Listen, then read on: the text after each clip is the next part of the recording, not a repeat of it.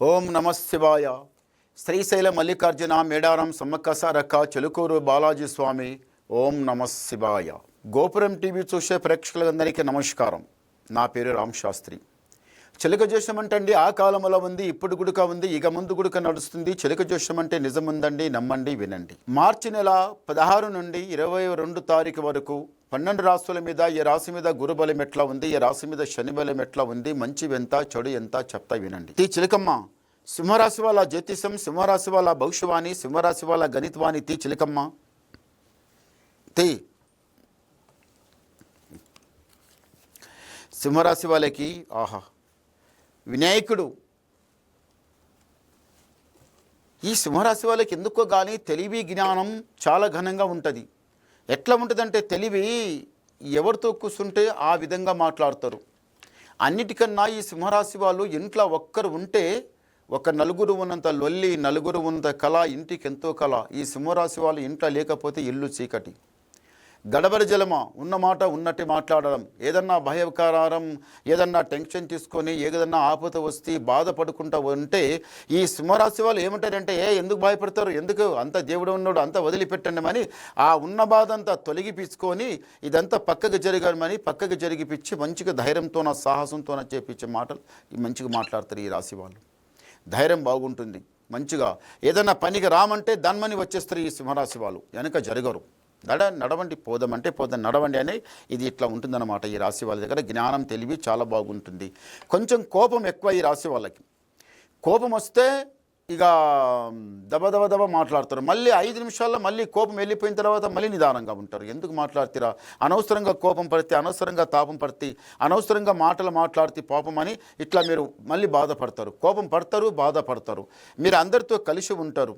కానీ ఇంటి మీద మాత్రం దారిద్ర్య గడియ మస్తు సతాయిస్తుంది. ఇప్పటికైనా కానీ పోలేదు. ఇంట్లో ఎంత కష్టం వచ్చినా, ఎంత నష్టం వచ్చినా, ఎంత బాధ వచ్చినా, ఏది వచ్చినా కానీ బయటకు పోయి మీరు ఎట్లా ఉంటారంటే మళ్ళీ ఫ్రీగా ఉంటారు. మళ్ళీ మంచిగా హ్యాపీగా మళ్ళీ చూస్తే అనుకోవాలి మీకు ఈయనకి ఏ బాధ లేదు, ఏ టెన్షన్ లేదు అనుకోవాలి. కానీ నీకు నిండా టెన్షన్ ఉంది, నిండా మునిగే ఉంటారు. ఎప్పుడు మీరు బాధపడుకుంటూనే ఉంటారు. ఎట్లయితుందో, ఏమవుతుందో, మళ్ళీ ముందర ఏం జరుగుతుందో, మరి ఆ టెన్షన్ పడతారు, మళ్ళీ ఫ్రీగా అవుతారు. అది తెలివి అంటారు, దానికి తెలివి నుంచి. కానీ మీరు మళ్ళీ ఒకటి ఏముందంటే మాత్రం ఇప్పుడు ఒక పని మీద ఏదైతే పని మీద చేయిపెట్టి కూర్చున్నారో ఆ పని పక్క జరుగుతుంది, మంచి లాభం కలుగుతుంది. అందరూ నా వాళ్ళు, నా బంధు, నా బలగం అనుకుంటూ నీ బంధు నీ బలగం ఎవరు కారు. ఎవరికి 10 రూపాయలు సాయం చేసినా తొందరగా తిరిగి రాదు. కానీ ఇప్పుడు ఏది చేసినా తొందరపడకండి. సాక్షంగా ఆ శివయ్య దర్శనం, సాక్షంగా శ్రీశైల మల్లికార్జున స్వామి దర్శనం చేసుకొని మీరు రావాలి. శ్రీశైలం అంటే అది చూసిన వాళ్ళకి తెలుస్తుంది శ్రీశైలం అర్థం ఏమిటిదో. ఆ భగవంతుని గురించి గాన మొత్తంగా కరెక్ట్గా, మొత్తం కాదు, ఏమంటారు, ఒక రూపాయల ఒక పైసా కన్నా ఇంకా చాలా తక్కువ కొంచెం ఆ భగవంతుని గురించి, శ్రీశైల మల్లికార్జున స్వామి గురించి తెలిస్తే సంసారం, ఇల్లు, జాగా అంతా వదిలిపెట్టి అక్కనే ఆధారేగా పడతారు. అంత గొప్ప విషయం. సాక్షంగా జ్యోతిర్లింగం, అమ్మవారితో కలిసి ఉన్న జ్యోతిర్లింగం. కానీ చాలా గొప్ప విషయం. చూడని వాళ్ళు ఎవరైనా కానీ శ్రీశైల దర్శనం చేసుకోండి, మీకు చాలా మంచి కలుగుతుంది. నిజంగా నెత్తి మీద ఉన్న దరిద్రం పటాపంచలమైపోతుంది. చేయిపెట్టిన పని కలిసి వస్తుంది, జయం జరుగుతుంది. రాజా బతికేది ఉంది, అంత మంచి జరుగుతుంది, ఏం పర్వాలేదు. ఒకటేముందంటే మాత్రం భగవంతుని ధ్యానంలో నడవండి.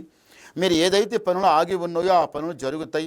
ఈ మెట్టు దాటి మీరు పై మెట్టు లేకుతారు, రాజా బతుకుతారు, సుఖంగా సంతోషంగా ఉంటారు, అంత జయమే జరుగుతుంది.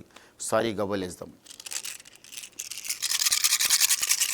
ఓం నమ శివాయ. ఈ రాశికి 4 పడ్డాయి. తూర్పు, పడమట, ఉత్తర, దక్షిణ, ఎక్కడన్నా వెళ్ళండి, మీకు అంత మంచి జరుగుతుంది. సింహరాశి వాళ్ళకి ఆదాయం 11, యాయం 2, రాజపూజ ఫలం 7, అవమానం 3. అంటే గురుబలం చాలా బాగుంది, శని బలం చాలా తక్కువ ఉన్నది. చేయిపెట్టిన పని కలిసి వస్తుంది, జయం జరుగుతుంది, లాభం జరుగుతుంది, మంచి జరుగుతుంది. తొందరపడకని నిదానం చేయండి. ఇంకా మీరు ఏమన్నా అడగాలనుకుంటే నాకు ఫోన్ ద్వారా మాట్లాడండి, మీ డౌట్ క్లియర్ చేసేస్తా. నమస్కారం.